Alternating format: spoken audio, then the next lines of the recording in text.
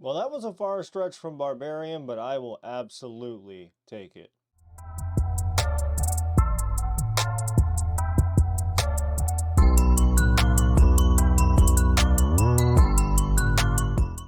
Hey, what's going on, everybody? My name is Theo, and welcome back to the Shadow Archives, and this is my upfront movie review about the newest movie from Zach Creggers called Weapons. Now, this one is probably one of my most anticipated films of this year, and I didn't want to put it on too high of a pedestal, but I really enjoyed Barbarian from a few years back. Really loved a lot of what he brought to that movie in a lot of different ways. So there was a lot of tension and a lot of different shots that really captured the ambiance of the movie and the acting from Bill Skarsgård, Justin Long, Georgina, all those people. There's really good acting all around and really good storyline, something unique and different. And for weapons, I feared that maybe it wasn't going to hit the subpar of what I had in mind with it coming from the same universe as Barbarian. But it does. And it really does a great job with it. So it's again something that is super unique, different, and we'll talk about more of how it's shot here in a little bit. But I really love the different take on what would be like a horror mystery told from different viewpoints of different characters. So um, that for me really captures a lot of this in the way that it makes the movie great. In a lot of ways, it really does justice of something that you haven't really seen done before. Enjoy it a lot, so let's jump into a lot of different things that has to do with weapons. We'll talk about some facts, my positives, my negatives, and then my overall toward the end of this. Essentially, what is Weapons supposed to be about? So I did some video coverage on this once I heard about it. Really caught my eye, especially coming from Zach Creggers because such a big fan so far with the horror stuff that he's done. Now, he originally comes from comedy, and I think that's a big thing that states with like comedians going into directing for horror movies. I think that really stands out because just like with comedy, you have to know when to hit the punchline. And I think that follows through a lot with horror and a lot of these directors that are coming through the spotlight. Some of the bigger directors like Zach Cregger, Jordan Peele, people like that that really started out in comedy that are going into like the more horror genre because they know when you're going to get hit with that punchline, you're going to get hit with that scare, you're going to get hit with something tenseful, you're going to hit with something atmospheric. I think they do a really good job with that. So, weapons, what is it? Essentially, it is this movie with the slogan at 217. 17 kids from Miss Gandy's class got up, ran out into the dark, disappeared into the woods, and never came back. So that's the plot line. That's where it all starts. We get a probably about a 3 minute to 5 minute intro with one of the kids. I think it's Alex talking. He's one of the main stars of this movie. Um, Kind of talking about where these kids vanished into, and then we kind of cut scene into um, like the teacher, Miss Gandy, who's played very well, super well. I love her character. And she's walking into the classroom, and basically, there's nobody there outside of Alex. And she's just like, what the fuck is going on? Um, and then we have this big town meeting where like Benedict Wong's character and Josh Brolin's character, they start talking back and forth, and the city's up in arms. And obviously, you would expect if you were a parent and your kid just randomly disappeared and they're all tied to the same classroom, you'd probably be asking some questions too, like what the hell is going on? Something wrong with this teacher? Something wrong with this class? Something wrong with the school? What the hell is happening here? So that's kind of where the story starts out, and we get to see all these kids just take off at 2:17 in the morning. Don't know where they're going. They just run off into the distance, into the dark. Boom, they're gone.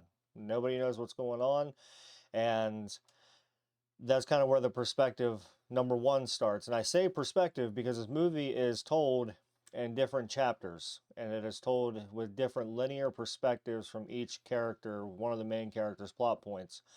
And they give you a little bit, and they give you a little bit, and then they kind of cut scene away from that character as the tension's building or something happens or like something pops off really, really cool, and then it kind of cuts scene, you go to the next character, and you might see some of the same stuff reacted, like through like Josh Brolin's character, or like through Julia Garner's character, or even through Benedict Wong's character, or Alex, or so on and so forth. You get to see all these different perspective and outlooks and viewpoints from all these different characters that are all following the same storyline, and they're all kind of merging together, and it is seamlessly done. Like, it is so well done.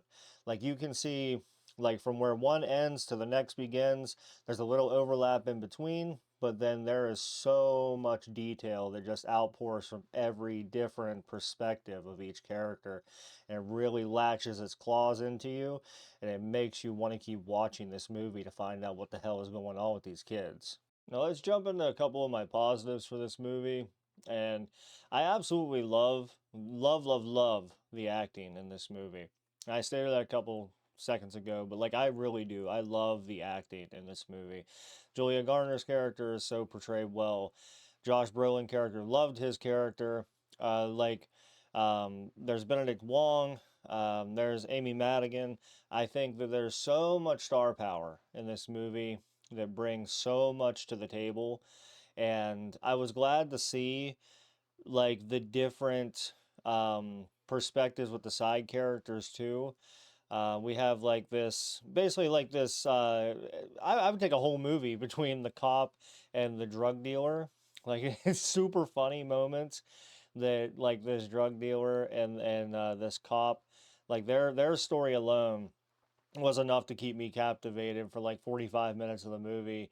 And they don't necessarily have anything like super main to do with the story itself, outside of like the cop is looking for the kids, and the drug dealer ends up, some kind of way entangled into it. But outside of that, they're like the side roles, and their perspective is enough to keep you latched on. And I like that. Like, it's super well done. Love the acting. I love everything that had to do with the different outlooks and perspectives from the storylines. And I wish that like more directors kind of touch base with stuff like that in a unique way, in a narrative way, that keep you guessing of what's going to happen next with the movie, instead of like making a super predictable movie that you can read within the first 10 minutes from the start. I think for me, the the character base in this movie is everything that has to do with this movie. If it didn't have that, I don't think it would be doing as well. I think the storyline would capture you a little bit, but if it wasn't portrayed as well as it is through these characters and these actors and actresses, you probably wouldn't care enough about this movie to even go and see it. Something else I really love about this movie is, those little scenes in horror movies, like there's jump scares, I mean, there's those all-time horror great jump scares, and this movie has that. It definitely has that. There's some classic ones in there that'll get you, and you'll kind of see them coming, but not. One got me, and I was like, "Woo, okay." And um, what I really enjoy is this movie also has this kind of like this tension building. Like, you feel like there's something going on in the background of a video, or something going on in like the back scenes of like a character that's talking. And um, this movie does a really good job with that. Like, you constantly feel like there's something about to happen, and even if it doesn't happen, like, you definitely feel like there's something off to the side that you're not seeing, and you're searching for it, and you're looking around trying to see like where it's coming from or what's about to happen. I love that about this because it kept me guessing. It kept me wondering about like if um like one of the kids was going to pop up in a scene and then be scary because of something going on. It kept me wondering like if like this different tension from the main villain in this character was going to just abruptly show up and then disappear. It definitely has a lot of like shadowy tension, atmospheric moments, and they are brought to the table really, really well. And you will see that throughout, from pretty much the start almost all the way to the last like 15 minutes of this movie, and it really keeps you on your toes and it keeps you guessing and it makes you wonder. I love that about a good horror movie. Like even some of the different lighting effects that they use in this movie, they can make you feel like something's about to pop off in broad daylight. Like it can be the sunniest, most dreamlike day, and you still have this tension building inside of your head that you're wondering there's something about to happen because of the different lighting effects and the different like soundtrack that they use and the different tension building music that they use. They really keep you guessing from all angles in this movie. One of the other things I really like about this movie and Barbarian is they're like genre blending type of movies. So in Barbarian, you had like a lot of comedic and drama and thriller and horror, and in this one, you have like a lot of like mystery, thriller, horror aspects. But then in the back end of the movie, you start getting some more of that comedic value that comes out. I can tell you, our theater was rolling while the last 15 minutes of this movie was happening.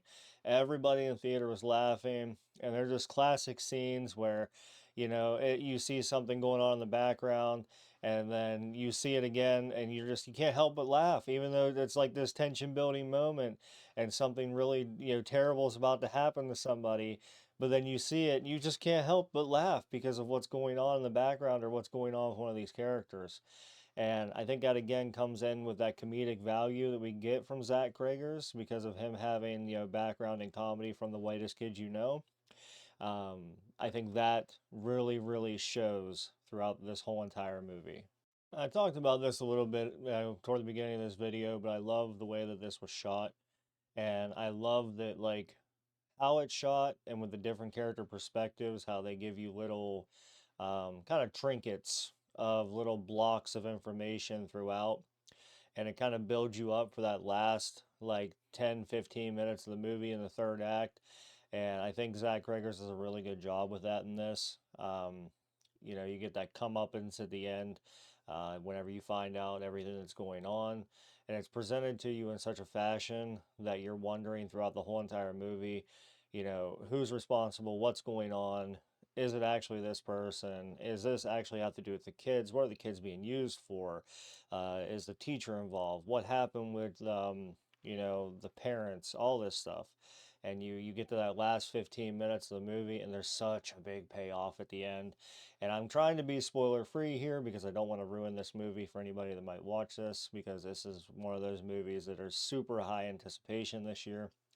And I think that you should go and see it and witness it all for yourself, because you will genuinely enjoy it if you are a horror fan. If you are a horror fan in any type of way, this is more like a subgenre horror film, but I think you'll really enjoy it if you sit through it and enjoy the payoff at the end. So let's jump into some of my mixed thoughts. Now, for me, these could go either way. For a personal reason, I've only seen this movie once now, and I think the more that I watch it, a couple of these things could either swing toward a positive or they could swing toward a negative. I may like them, I may not. I think the more that I uncover a movie, just like I did with Barbarian, you start having like those mixed reactions for things that you thought were good or bad or ugly or pretty or whatever. And for me, this is probably going to be a few of those things. So to start with, they one of the biggest characters in this movie you'll uncover, and I'm not going to say who, but they don't get their own perspective. You don't get to see a lot about them outside of through the eyes of the other perspectives for the characters themselves, and they do get their story told in a little bit, but for me, it wasn't enough detail for being such a big main character of this movie to express enough of the detail through other people's eyes. So again, that could swing either way for people. It might be something to where like you want to leave the story untold, or you might want to see it through somebody else's eyes. But for me, it's kind of like mixed, because I wish I would have had that experience of knowing this character's perspective on things and why they were doing what they were doing. But that's just a little one for me.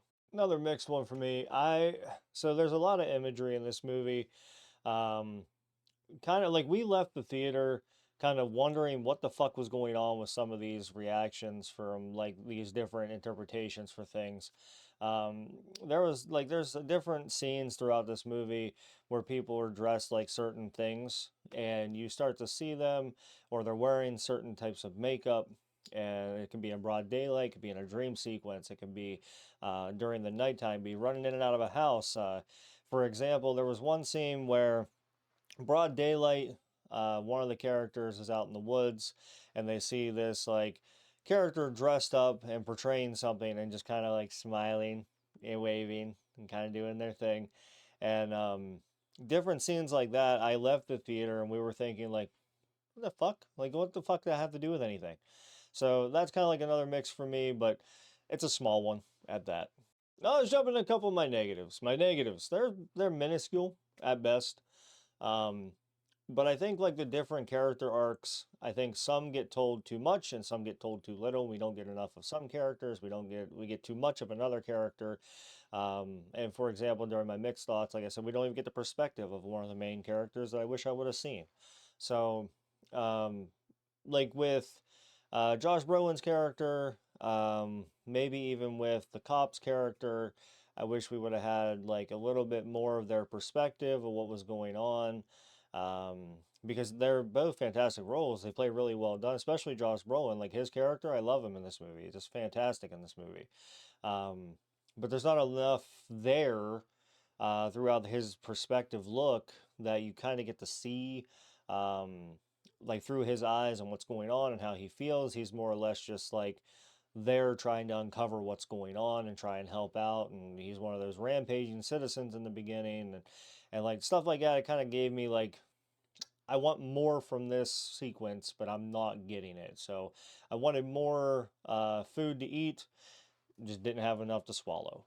And then another negative for me, and this will be my last one, but for certain, I don't think this movie is for everybody. Okay, if you're not going to be willing to sit through a 2 hour plus movie and try and uncover a mystery of what's going on with certain kids, and um, you're not going to pick up on different opinions and things that are going on in this movie, there's a lot of like on the nose kind of stuff that happens in this movie that really you can pick up like from the first like quarter to a half of this movie, a lot of what's going on and kind of interpret of what's happening. I know that we did up until like the halfway mark. We tried to figure out like what was going on, and then we started piecing it all together about midway. So if you're not into that and you're kind of like this is predictable, it's probably not going to be for you. And if you're into horror and you're into mystery and you want to sit through a 2+ hour long movie and you start to feel like you can't hit the on the nose stuff, then you might enjoy it. So that's kind of just like a negative for me. It's smaller. It's more or less like if you're into it, you're into it, and if you're not, you're not. I lied. I have one more. So my last negative here is that I feel like it leaves this story too open-ended for my liking. Okay? And you do uncover in the third act everything that's going on, and you get to see like all the different perspectives of the characters throughout, and you get to uncover the big mystery at the end. Um, but there's certain things that get left untold and certain things that do not come to fruition. For example, like you don't get to hear about what happens with the kids outside of the fact that they just started talking again. Um, you don't get to really see what happens with some of the other main characters. It's kind of just left up to interpretation that if you're going to figure it out or you want to know more, maybe they're going to do something else with this universe. Kind of hope they do. But for me, that again was a little bit of a negative because you kind of get left unopen and open-ended and trying to figure out like what's going on with the rest of this character outside of what happens in the third act. Here's my final thoughts on Weapons. I think that it's a one hell of a movie. I think you should definitely go and see it. You should definitely go and buy it whenever it comes out. It is one hell of a movie, and I'm sure that like a lot of people throughout are wondering a lot of different aspects and opinions on this movie, on if certain people like Barbarian more. I prefer this one. Honestly, I like Barbarian a lot. It had a different aspect and a different narrative, and it was super unique. I can probably watch both films over and over again. Like it's just genuinely that good for both roles in both films. I think Zach Cregger is one of the better up and coming kind of like directors in modern horror history. I think that he's definitely making a name for himself and getting, these movies out, Barbarian and Weapons. I'm looking forward to see what he has to do next. Um, So yeah, for that, I'm gonna give it a 4.5 out of 5. It's probably my highest rated for this year so far whenever it comes to horror movies. I would put it up there with Sinners. I thought Sinners was pretty good, but I think Weapons just goes a little bit beyond that point of having a better story, better narrative, better characters, better directing throughout. So that's just my opinion. Definitely go out and see it. Let me know what you guys think in the comments below. I appreciate everything you guys do as always. Remember to check under your beds and stay safe out there, everybody.